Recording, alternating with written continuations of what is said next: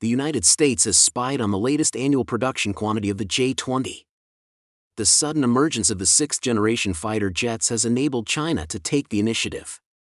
Jim Taiclet, the president of Lockheed Martin, one of the largest military-industrial complexes in the United States, recently stated in a media interview that, throughout 2024, China produced more than 100 J-20 fighter jets, while the F-35 had an annual production of 156 units. This means that, in terms of the annual production capacity of stealth fighter jets, the gap between the annual production of the J-20 and the F-35 fighter jets has been narrowed to a level of 30 to 40 units per year. Considering that, nearly half of the F-35's production quantity is for export, the U.S. Navy and Air Force only purchase around 70 to 80 units a year. In contrast, the Chinese People's Liberation Army can fully utilize the production capacity of the J-20. Therefore, Taiclet believes that, although the United States still leads China in the production of stealth fighter jets at the current stage, the annual production capacity of the J-20 exceeding 100 units is a rather dangerous signal for the United States. The United States needs to further increase the production quantity of the F-35 in order to continue maintaining its advantage in stealth aircraft over China. Otherwise, there is a risk of being overtaken by China. If Taiclet made this statement in December last year, then his idea can be said to be very much in line with the strategic needs of the United States during the China-US game.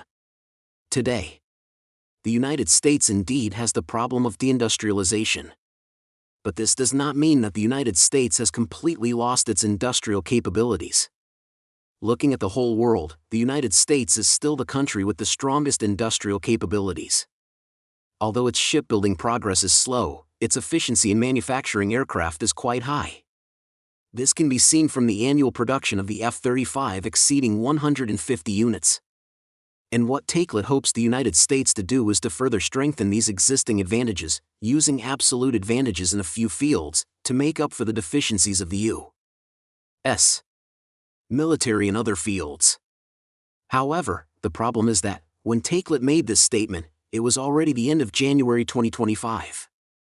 And just 1 month ago, the air power competition between China and the United States was impacted by two astonishing variables from China. That's right, these two variables are China's two 6th-generation fighter jets. Although the general analysis believes that China's two 6th-generation fighter jets are currently in the technical verification stage, and they are not even prototypes yet. It is estimated that they will not be ready for deployment until after 2030 at the earliest. Even so, the exposure of China's two 6th-generation fighter jets still proves that, in the research and development of the next generation of advanced fighter jets, China has already taken the lead over the United States. For the United States, which highly relies on the air power advantage in military affairs, this achievement of China is sufficient to make the United States feel unprecedented worry. After all, air combat is different from ground combat. In the latter, personnel quality can, to a certain extent, make up for the technological generation gap. But in air combat, the side with the generation gap advantage can often carry out a dimensionality reduction strike on the other side. The United States has been able to maintain its undefeated myth for the past 30 years, and the U.S. air power that has long led the rest of the world has made considerable contributions to this. But now, with the emergence of the 6th-generation fighter jets, China has become the new leader in air power. It can be predicted that, with the deployment of the 6th-generation fighter jets in the future, the combat system of the PLA Air Force will also be adjusted to be compatible with the 6th-generation fighter jets. Just like in the previous few years, the whole system was adjusted to be suitable for the J-20. And the annual production quantity of the J-20 fighter jets will also be further increased during this period. Because when the PLA adjusted the system in the past, it was manufacturing and modifying at the same time, and the number of equipment was not large, only dozens of units. So the PLA Air Force established a combat system with 4th-generation fighter jets as the main body and 5th-generation fighter jets as the backbone, combining light and heavy aircraft. For this reason, the J-16 fighter jet, which is most suitable for cooperating with the J-20 in combat, has seen its production quantity increase repeatedly. As a result, today, the J-16 has become the heavy fighter jet with the largest number of units in service in the PLA. Even after the production capacity of the J-20 increased later, the J-16 still maintained a relatively high production capacity. Now that the 6th-generation fighter jets will be deployed at the earliest in 5 years, I have every reason to believe that the combat system of the PLA Air Force will start to transform towards a model with 5th-generation fighter jets as the main body and 6th-generation fighter jets as the backbone. In other words, in order to cooperate with the 6th-generation fighter jets, it is not impossible for the annual production quantity of the J-20 fighter jets to exceed the annual production record of 150 units of the F-35. Or it can be said that the continuous increase in the production capacity of the J-20 in the past 2 years is likely to be preparing for this transformation.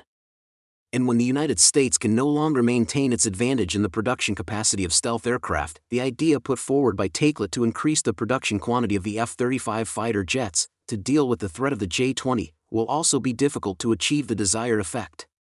Moreover, even if the production capacity of the J-20 does not increase and remains at a level of more than 100 units per year, Takelet and Lockheed Martin, which he represents, still have to face considerable challenges. Because when facing the J-20, Lockheed Martin can still come up with the F-35 as a competing product to deal with it. But when facing China's 2 6th-generation fighter jets, Lockheed Martin cannot quickly come up with the next-generation air dominance, NGAD, to counter them. This means that, before the official exposure of the NGAD, Lockheed Martin is likely to continue to increase the production capacity of the F-35 fighter jets, hoping to make up for the generational gap in performance with a quantitative advantage. This inevitably reminds people of the tactic of using 8 J-8 fighter jets to deal with one F-22 fighter jet proposed by China when facing the threat of the F-22 in the past. And coincidentally, there are rumors that, after the J-20 entered service, the PLA once simulated the feasibility of this tactic using the J-20 and the J-16, and came to the conclusion that it may not be possible to win even with an 8-to-1 ratio. Therefore, even if the annual production quantity of the J-20 is not higher than that of the F-35, as long as China's 6th-generation fighter jets can be deployed and form combat capabilities ahead of those of the United States, then the more F-35s are produced, the more losses there may be. Unless political means are used to force allies to place orders. However, just a few days ago, France proposed that the European Union should try to use EU-made weapons as much as possible. Who can say for sure what will happen in the future?